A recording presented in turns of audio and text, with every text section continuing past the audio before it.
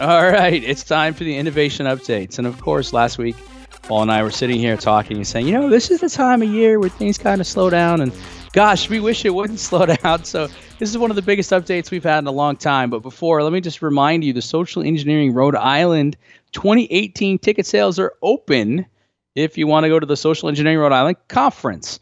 It's Saturday, June 6th at the Salve Regina. Did I say that right, Paul? Yeah, Salve Regina, yes. Salve Regina University in Newport, Rhode Island. If you go to se-ri.org, you can register. And I know you guys just did an interview with Patrick. Was that last night? How'd that go? We did. It went really well. We talked about social engineering and the impact, and Jeff Mann was there. And I like Jeff because he'll take the opposite viewpoint, which I think is important. I feel like a lot of times, like we're all sitting around and we're like, yeah, we all agree. Jeff likes to take that opposite viewpoint, which I think is fantastic. So people can go check that out. That's last night's episode of Paul's Security Weekly, and you can see that, and I'm sure you'll see more as we go. All right, so big week. So there's an IPO, couple acquisitions, couple undisclosed acquisitions, a couple funding rounds, and a couple funding rounds that came out a little different than usual. So we're going to draw on some of the knowledge we got recently from William Lynn and pull some of this stuff together. So what I think is interesting too, Michael, is that not a lot of product announcements, but probably heavy on the acquisition, IPO funding, because they're probably trying to get that done before RSA. Like if you're going to make a big announcement at RSA, you want to get all that other stuff out of the way first and use RSA to say, hey, we were just acquired, or hey, we're just going to IPO. So I think that's why we have 9 stories this week. And I'll tell you what, I think there's 2 things. One of them is exactly that, because if you go to some of these, they'll say, by the way, we'll be at RSA. Would you like to meet with us? Here's our booth number, and here's how. So I think you got that right. I think the other thing too is actually pretty simple economics. We're out of the end of Q1. I mean, so slightly aside, but completely related. If anybody's followed along with Toys R Us, right? So you and I grew up. We didn't want to grow up. We wanted to be a Toys R Us kid. Right? And we could sing the song. We know the stuff around it. And Toys R Us got bought by private equity, like billions of dollars of private equity a couple years ago. And they filed for bankruptcy. They reorganized a couple times, and they're basically starting their bank. They're essentially their liquidation bankruptcy kicked off this week. The point to it is they said, all right, well, let's get through the holiday season. Let's get through the end of the year and see how we do. And so I think what you find with some of these companies is they try to get to the end of the year and see if they get that spark that turns that engine going. And they go, all right, let's get into Q1. You know what? We're okay. Let's get into Q1. Let's see if we can kick it over. And so it didn't kick it over. Now, obviously, these acquisitions, it's not like they got to February 14th and felt alone on Valentine's Day and then said, all right, well, we're up for acquisition. But it's, these, I think it's the time of the year we start to see it happening. And to your point, if you're going to do it, let's get it done before RSA. Try to get ahead of it. All right, big news, Zscaler. So Zscaler, one of those unicorn companies, which means that privately they reached about $1 billion, a little over $1 billion in valuation. They had raised $180 million in funding.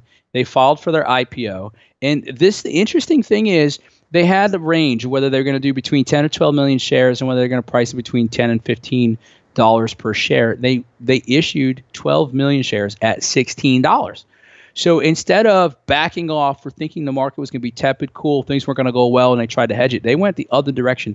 They raised $192 million in their IPO at a fully diluted market valuation of $2.07 billion. That's fantastic. So congratulations to the Zscaler team. And I'm just going to point it out again. Every time now I read these silly articles that tell me there's no money in security left, there's too many companies, there's no innovation left, there's just no stop. Just stop. And go look at the credentials of the people saying that, because for the most part, they don't know what they're talking about. I thought this one was a surprise. I mean, it makes sense.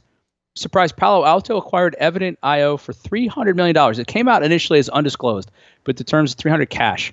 Evident pulled in $49.1 million over 5 rounds, but they also had a boost from In-Q-Tel, and that's auspiciously got no information for it. In-Q-Tel is the intelligence agency investment arm. $49 million. So let's assume it's around that. $300 million. What we learned from William Lynn is that, so the founders take a little bit out of it. That's probably a 4 to 5 time exit, a 4 to 5x exit for the VC. That's good. Not great. I mean, that's not home run, but that's a pretty solid return. I think most people are happy with that. And what this lets Palo Alto do now is start making a bigger play into the cloud. I didn't see this one coming, but well, Paul, what did you think when you saw it? Was it kind of like, oh, of course? Or yeah, it was, of course, because I think Palo Alto has diversified their portfolio enough and kind of announced that they're going all in on the cloud. They've got some new cloud services too. And everyone thinks of Palo Alto as that, well, they're next generation firewall, right? But they've bought other companies and consolidated them in and made a big push into the cloud. So for them to pick up a cloud security company like this just makes perfect sense to me. Yeah, no, it's a definite smart play. Maybe out of sequence, but we'll get into it. What I did was I put the ones that had actual numbers in it. Experian declared ClearScore for $384 million. Now, it was a little tough to get some of the details. So ClearScore is a platform. If you've seen Credit Karma, or if you watch the commercials now, right? So Discover does your free FICO score. Capital One gives you a free score. So this is the new thing is, as a consumer, you should know what your credit score is. And it's a global thing. It's not a US-based. ClearScore was a UK-based organization that does this. They were purchased for $384 million US dollars. And it basically, if you go read the report, Experian says, hey, this lets us demonstrate our commitment to the UK and continue to do it. What's crazy to me, and I have to go back and look at it exactly, the company's giving you like free access to your credit reports and stuff. Like they're doing millions of dollars a year, Paul. Like it's big business. Yeah. Giving this to you. So anyway, it's just those things are always interesting to me. But the other one on the cloud front, CyberArk acquired Vaultive, and it was undisclosed. And what's interesting to me is if you go read into these, and Matt and I talked about this on Enterprise Security Weekly this week. It says they picked up their assets. Like it didn't read like we're excited to acquire them and the team's coming. It was like we've picked up certain assets from Vaultive. Yeah. But it's cloud play. It's all about moving into the cloud and cloud play. Vaultive had $18 million in 2 rounds. Last round was an $18 million equity round in 2015. So it's interesting that your second round would be an equity round, but it was 3 years ago. So it kind of feels like, looking at the numbers, yep, they needed somebody to come in, and CyberArk said, hey, you guys got a pretty good play here. This gets us into the cloud. And so what we're seeing now is if you're a category king today and you are not moving into the cloud, you will not be a category king tomorrow. It seems like to be a category king too, you got to make some of these acquisitions for technology, right? Because at the numbers here in an undisclosed round kind of tells me that Vaultive didn't have enough runway and enough sales to really take it to the next level, and they were looking for an exit, and that was largely based on their technology, not their ability to generate sales. Yeah, which goes back to our earlier point, right? In the first segment, you can have a kick-ass technology. I mean, I haven't looked at it. It could be great, best thing you and I've ever seen. But if you can't articulate it well, or you're not describing that problem in a way somebody goes, yeah, I need some of that, well, then congratulations, you got to keep working on it. Now, this was interesting to me too. Intervision acquired BlueLock. So Intervision's an MSP, and BlueLock is a disaster recovery as a service and cloud hosting solution. And you go read it, you read it as undisclosed. And I looked it up, and their revenue is like $50 million a year. It's estimated. Take that with a grain of salt. That could be way off. Number of employees in Indiana, and one of the local business picked them up, and I said, so what's up? He's like, oh, this is great. Like, this is a partnership. Like, yeah, they acquired us, but this is fantastic for us. I couldn't find any funding information. So sometimes these are undisclosed because there was no value. Like nobody needed to be disclosed because whatever, they're making money on it. But here's what I see. If you're an MSP today, how do you grow? You've got to go get somebody who's got some niche that you didn't have and has a proven track record. Because the other part to this article I thought was interesting was we're going to help Intervision grow, and we're going to bring some of that stuff back here to Indiana. Now, it's a great point when you're running a local paper, but that's not like, so this is one of those, I don't think undisclosed here is bad. This looks like BlueLock was looking to grow. This is a great way to do it. Intervision's looking to grow. It's a great way to do it. They found a way to come together. Everybody's happy, and everybody's going to do really well as a result. So if you're using any of this, I mean, let me know how it goes. I'd love to know, your take on it as a user if you're working through these types of things. NetSparker, great friend of the show, Paul. You talk to them all the time, and yeah, they've been a long time sponsor of our network. And I really like working with the NetSparker team in evaluating web scanning technologies. I really like NetSparker's technology a lot. And look, again, they're a sponsor. However, when I look at what they're doing today, they've got that unique mixture of skills that we look for.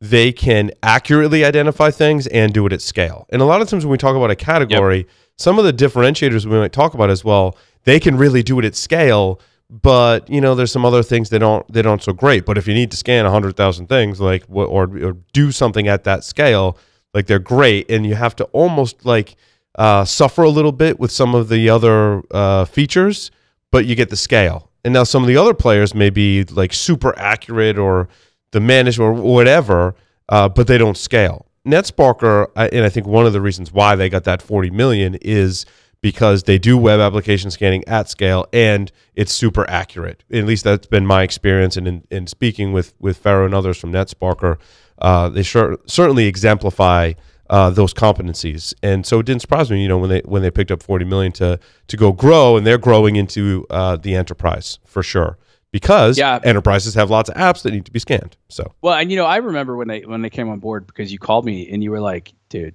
their stuff is so awesome. Like you gushed about it for a long time. And I just want to point that out too. Like what I love about the way that you approach this and working with you on this stuff is, if somebody's a partner on the network, it's because they've been through our sniff test and we like it. It's not because they have a checkbook. And in this case, what's interesting about this round, so it was papered in Owler as a Series A.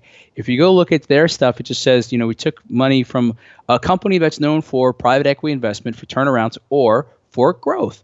And if you go read their blog, they said, look, we're ready to grow. And a $40 million round is definitely a growth round. So this is a huge success. Like, this is exciting for them. So it's exciting. And for those of you who haven't taken a look yet, lots of great stuff on the network. Take a look, check them out.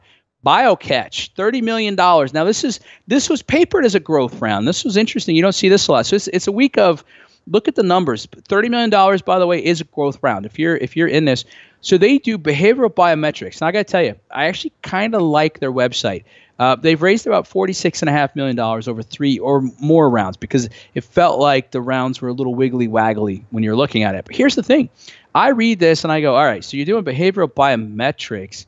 Wait a minute. What are you doing? And there's this concept that we don't talk about a lot in the industry anymore called identity proofing. Are you who you say you are? That's different than the authentication. That's proof that you are who you say you are.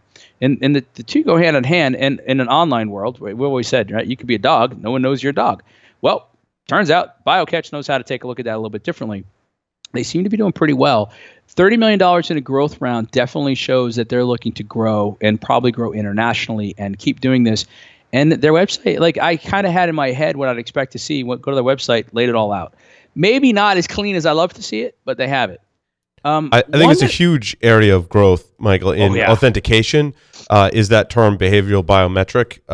And we interviewed someone along those lines that basically trying to figure out who you are based on other factors, including behavior, the Wi-Fi networks you're connected to. I forget his name that came on the show, but it was a great interview. I think it's a really encouraging space that we're going to see nothing but growth in. That's exactly because, as you've stated so many times, myself as well, like passwords are just no one's in love with passwords as the authentication mechanism. No one's in love with two-factor. There are companies that do it well. There's still that inconvenience factor associated with it. So I think this space has been burned by two-factor recently. Yeah. So I get it. Luminate Security, the new name to me, $14 million Series A. So just so we're clear, that's not a standard Series A. I tried to see if they had taken other money. This is their first round of money. When you open with a round like that, that's almost more like a B round number. So what that tells us is they're already getting traction. They're already signing people up. They're already making money. They've got maybe even their unit economics right. But they're also, their cloud, they're playing with hybrid clouds. I got to tell you, I looked at their website and I went, all right, I don't get it. But somebody does, because they got $14 million Series A. So congratulations. I want your take on this one, because it's a space you know well. And I'm kind of, I got to be fair, I'm kind of confused by this one. So it's a company called Detectify. They're based out of Sweden. It's 5 million euro in new funding. I went, okay, cool. Let me go see what they do. So they have $8.9 million over 3 other rounds. This literally just came out this morning. So it hasn't updated all these different places yet. So they're looking at, over $12 million of funding. And essentially what they do is their vulnerability scanner. Same web-based vulnerability scanner. Same exact thing as NetSparker. Oh. Direct competitor to NetSparker. In fact, I've tested Detectify. I really like them. I like their product. I think they've done a great job. When I tested it, it didn't have some of the scalability or depth in the market, which is probably why they're trying to take on funding to do that. I can't say their research team, you probably haven't heard of them. They're all from from Sweden. They haven't made like a huge splash here in the U.S., but if you dig into them, you're going to find their research team is like unbelievable. And they had some nice features in their product. Their support was great. When you talk to people at the company, you could tell like they really knew their stuff. I think it's a great company. You know, it does, again, direct competition with NetSparker and others in that web app scanning piece. You do see other vulnerability management companies having their own web app scanning piece. They're all competing for a piece of that pie. Detectify is one that, again, I really liked. I just thought in terms of where they were in the market, they didn't have that research and development in the number of checks and also the performance. But I mean, those are fixable things, certainly. So and that's 5 million euro is definitely going to help you do that. Yeah. So absolutely. Paul, so give me some insight on this space then, and we'll wrap it up here. And we covered a lot of ground fast. But what we saw is the trends. So let's look at some trends. So we saw trends. So we're trying to figure out better ways to not just detect, but detect and detect at scale. Different things happening. We're going to keep seeing things around identity and identity proofing in the news and anything cloud, right? So these are the trends. If you're watching us and you're in the enterprise today, you need to ask, how are we handling this as an organization? Have we looked at these? Have we tested these? These names or others, this is that type of stuff. But let me go a different direction with it then. So NetSparker does a $40 million round. Detectify does a $5 million round. Who becomes the acquirers for something like this in the future? Like where does this fit? So like if we look at, does this go into like a larger vulnerability management type of a thing, or does this ultimately bubble up to? That ship sailed. So with the three big players in vulnerability management, this happens to be a topic that I've spent a whole bunch of time on. That's why I figured you'd have a little insight here. So Rapid7 bought NT Objectives, Dan Kuykendall, right? So that's their web application scanner. Yeah. Tenable has a web application scanning technology now inside of their product. I don't think I'm at liberty to give it any more details, but they have a web application scanner that's part of their product. They put effort into building and making that an offer to their customers. Qualys built their own web application scanner using internal development and research assets to do that. So the three major vulnerability scanning companies all have or have acquired or developed some kind of web application scanning technology. In my assessment, I don't see them going off and acquiring anyone else in that space. But like a CA that acquired a Veracode, so they might look to sweeten out their pod, right? Veracode also has a dynamic scanner as well. It'd be interesting, so like they've already made their acquisition in that space, to be honest with you. So has HP splashed in the pool yet? IBM? Yeah, HP and IBM made acquisitions a long time ago. So HP has Fortify, and they also bought someone else. IBM and HP made acquisitions in this space long ago, so long ago that I can't even remember what those original companies were called. I'd have to go look it up. So they've made acquisitions in that space. So it's interesting. It's a great point, Michael. I don't know, like who's left to go buy, web app scanning company, and that doesn't necessarily have to happen. So here's my assessment with multiple categories in security.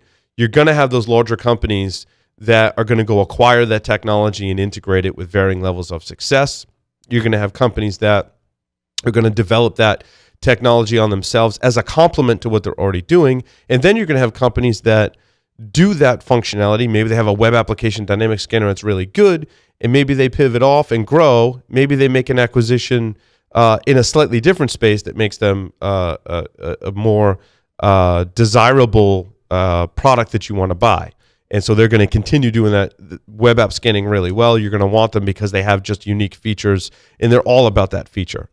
And that's going to differ depending on the time you're in the market, what problems you're trying to solve, and just all those variables that go into it, which is why I truly think that in a lot of these spaces we talk about, there are large companies that are going to acquire. There's the medium-ish size companies that are either going to partner or develop on their own. And then there's players that are going to stand completely on their own and offer that service. And you're going to have an option as to which one that you want to go with. And the best one, that depends on a whole bunch of variables. I like it. All right. Well, we'll keep paying attention to it. We'll keep bringing this every week as we take a look at it. And now that we've jinxed ourselves, we'll see what next week holds. You can always catch Paul at Security Weekly on Twitter. You can catch me at Catalyst. You can hit us up on LinkedIn, drop us an email. We do respond. We read them all, and we love your ideas and suggestions. We got more coming based on the stuff you suggested for us. Another Business Security Weekly in the books. We'll see you next Friday, 1 p.m. Eastern, live on Facebook and YouTube. Have a great and a safe week.